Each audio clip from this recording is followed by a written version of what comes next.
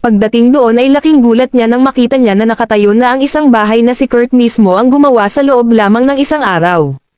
Matapos ang lahat ng ito, parang hindi man lang nakaramdam ng pagod si Kurt, dahil ayon sa kanya ay normal lang ang ganitong gawain sa kanilang nayon. Pagkapasok nila sa bahay, sinabi ni Lucia kay Kurt na inalok siya ng posisyon bilang direktor ng Royal Magic Technology Research Lab, pati na rin ang titulong maharlika bilang pagkilala sa mga magic crystal na kanyang nilikha.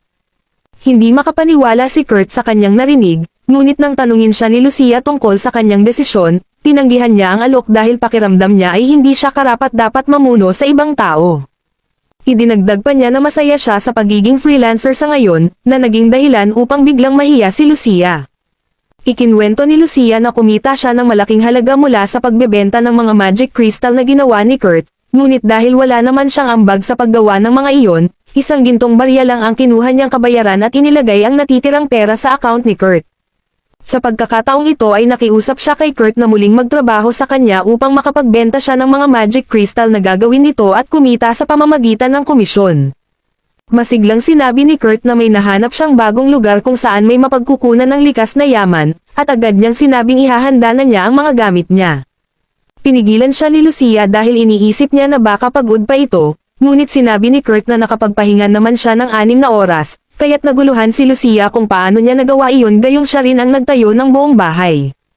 Agad na iniisip ni Kurt na baka nagtatampo si Lucia dahil sobra ang tulog niya, dahil noong nakaraan kasi ay 4 na oras lang siya natutulog habang kasama ang mga S-rank adventurer party.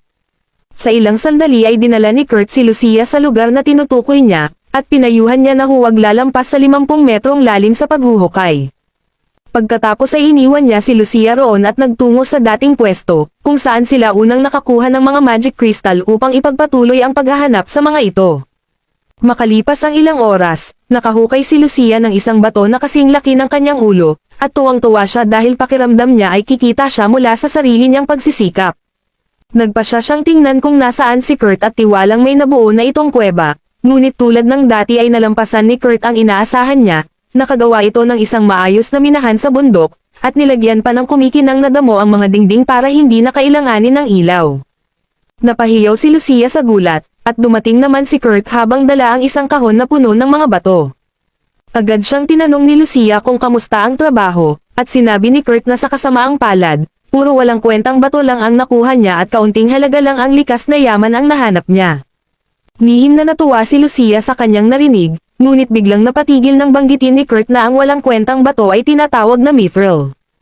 Ipinaliwanag niya na sa kanilang lugar, ay sobrang dami ng mithril kaya't itinatapon na lang nila ito, at halos sumabog ang isipan ni Lucia sa narinig, dahil ang mithril ay mas mahal pa sa platinum at diamond. Napaluhod siya sa pagkadismaya, pero nagtanong pa rin kung ano talaga ang batong hinahanap ni Kurt. Ipinakita ni Kurt ang isang piraso ng orichalcum, na agad nakilala ni Lucia bilang ang maalamat na metal na tinaguri ang Medal of the Gods. Tinanong niya kung paano ito nahanap ni Kurt, at ipinaliwanag nito na kahit saan sa mundo, basta lumampas ka sa 7 kilometro ang lalim, makikita mo na ang orichalcum. Wala nang lakas si Lucia para magulat pa, tahimik na lang niyang kinumpirma na si Kurt ay naghukay ng 7 kilometro at nakabalik sa ibabaw sa loob ng ilang oras na inabot niya sa paghahanap ng likas na yaman. Sa mga sandaling ito ay biglang lumitaw ang sinag ng araw sa loob ng minahan mula sa kabilang dulo, at dito napagtanto ni Lucia na nakahukay pala si Kurt ng isang kuweba na tumagos sa kabundukan habang siya ay nagmimina. Dahil sa kanyang mga nakita ay hindi na siya nagtataka dahil normal na lang ito para kay Kurt.